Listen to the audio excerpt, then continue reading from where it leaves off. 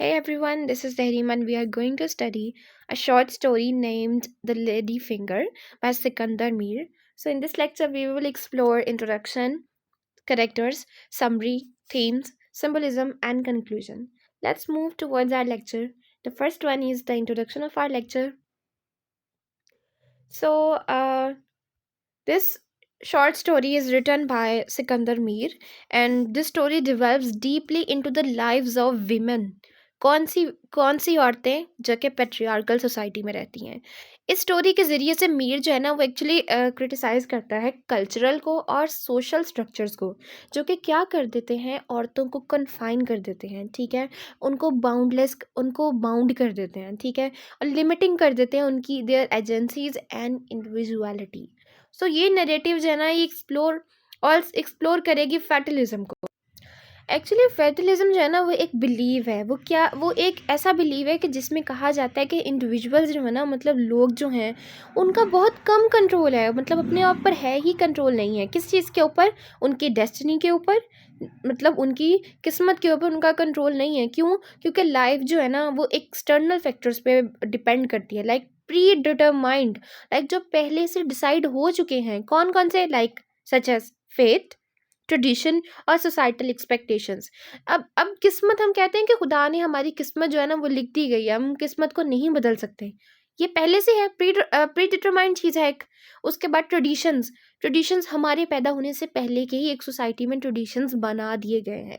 Like हमारे four fathers से भी पहले के जो थे ना, वो उनको फॉलो करते थे, और अब वो ट्रेडिशंस जो है ना वो एक बेसिक्स बन चुकी हैं किसी भी कल्चर की, किसी भी एरिया की, एक पर्टिकुलर एक ख़ास किस्म के एक लोगों की, ठीक है। और इसी तरह सोसाइटल एक्सपेक्टेशंस जो है ना, ये भी जो है ना हमारे, मतलब उसको भी हम चेंज नहीं कर सकते। यहाँ पे सोसाइटल एक्सपेक्टेशंस क्या है? एक विमेन, विमेन को क्या सोसाइटी में एक्सपेक्ट किया जाता है? घर में रहो, घर का खाना पीना बनाना, खाना पीना देखना, बच्चों को संभालना, this is all for the women. But no, अब जो है ना हम मतलब लेकिन हमें शॉर्ट स्टोरी के अंदर यही जो है ना चीज़ें नज़र आएंगी, किस तरह औरतों के इर्द गिर्द एक बाउंड्री बना दी गई है, जो कि उस बाउंड्री के वो आगे नहीं जा सकती, और वो बाउंड है कि बस यहीं पे और यहीं पर ही रहना है।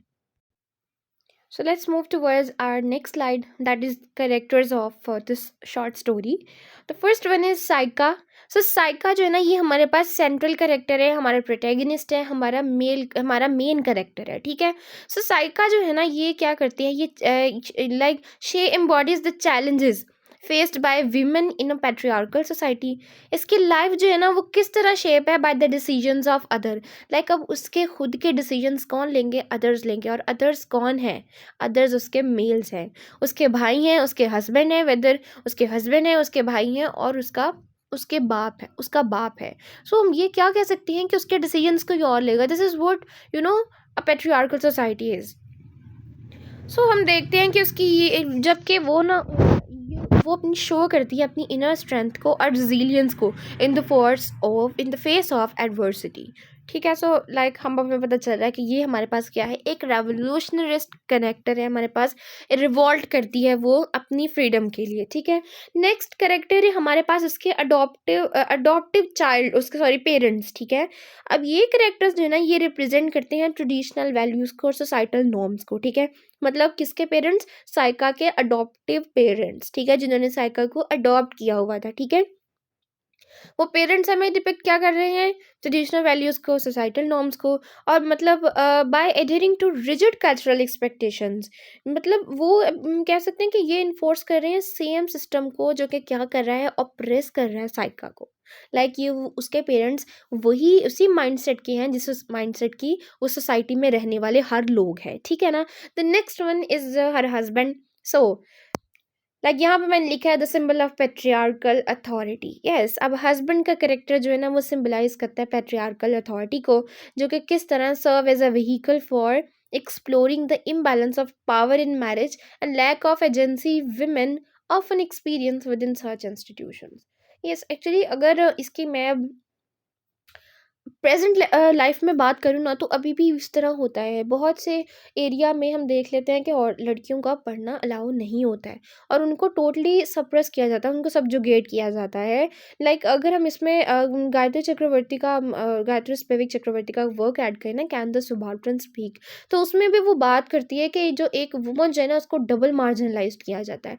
एक क्या होता है, एक तो उसको एक वहाँ पे वो एक्चुअली यहाँ पे हमें देती है, कॉन्टेक्स्ट देती है किस चीज़ का, सब कॉन्टिनेंट की वुमन का। क्योंकि वहाँ पे एक वुमन जो थी ना, वो क्या सफ़र कर रही थी, एक तो वो वाइट्स के हाथों सफ़र कर रही थी और दूसरा वो सफ़र कर रही थी अपने मेल पेट्रियार्की के हाथों। सो यहाँ पे हम कह सकते हैं कि लाइक वो वर्ड यूज़ करती है, can the subaltern speak. Subaltern word like एक ऐसा इंसान जो कि वॉइसलेस होता है। सो वो यहाँ कहती है कि एक वॉइसलेस इंसान क्या बोल सकता है कभी। सो वॉइसलेस इंसान जो है ना, वो क्या है, एक वुमन है, एक औरत है यहाँ पर, ठीक है। सो हम मूव करते हैं अपनी समरी की तरफ। So this is this short summary of of our short story. अगर मैं इसके ये पॉइंट्स की बात करती हूँ, तो an adopted girl in a traditional household faces early marriage and societal pressures. Journey of resilience against oppression reflects struggles of Pakistani women. अब स्टोरी जो है ना, वो रिवॉल्व करती है। अब हमें पता चलता है किसके इर्द गिर्द रिवॉल्व करती है, साइका के। एक अडॉप्टेड गर्ल है, ठीक है, जो कि रेज्ड कहाँ पर हुई है, एक conservative society, Pakistani house hold के अंदर, ठीक है।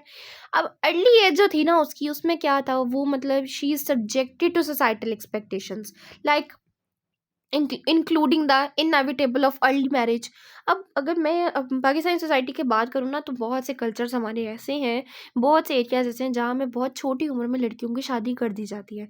बट अकॉर्डिंग टू लॉ आप 18 ईयर्स की, अंडर 18 ईयर्स की लड़की की शादी नहीं कर सकते, इट्स अगेंस्ट द लॉ।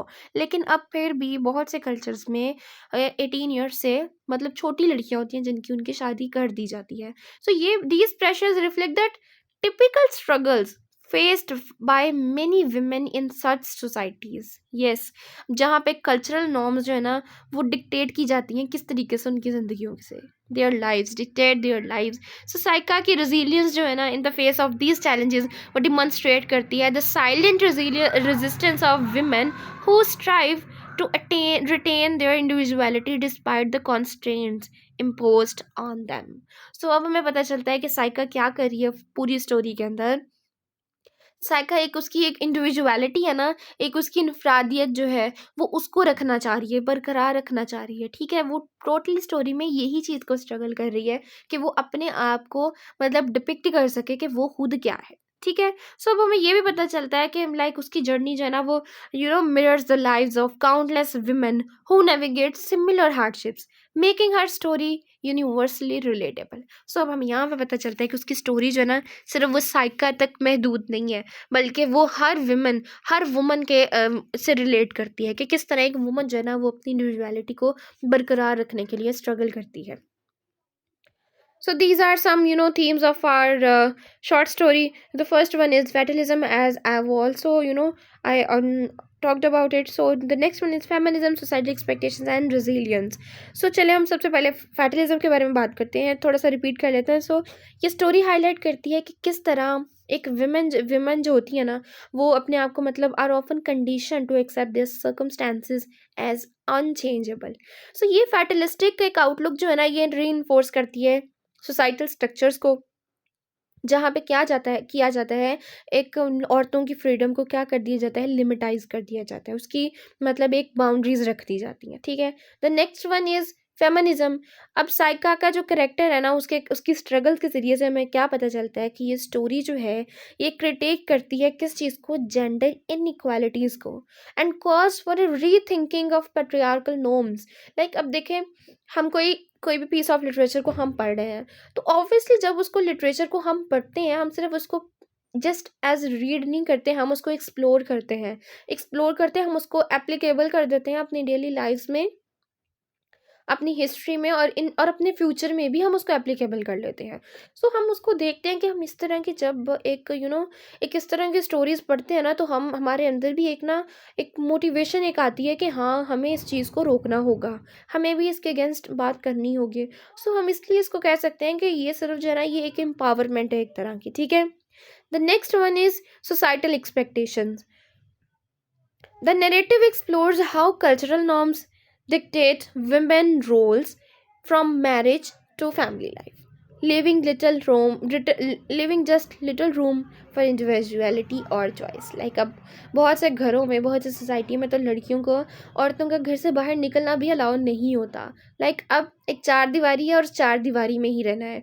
ये रॉन्ग नहीं है, बट अगर देखा जाए ना तो हर चीज़ को ना एक अलग तरीके से किया जा सकता है. किस तरह? उसको एक अलग फ्रीडम देकर, उसी बाउंड्रीज के अंदर रहकर ही, मतलब उसको वो हर चीज़ दी जाए जो वो चाहती है. एक इनफरादियत जो होती है ना, वो इंसान की मेन चीज़ होती है. उसी को बरकरार रखा जाए ना, तो इंसान को एक अलाइव की सेंस फील होती है कि हाँ, मैं ज़िंदा हूँ. सो अब ये कैरेक्टर जो है ना हमारे पास साइका का, ये मतलब टोटली स्टोरी में ना इस ये फेस कर रही है ये प्रॉब्लम्स को. किस चीज़ की? Problems of operation. The next one is resilience.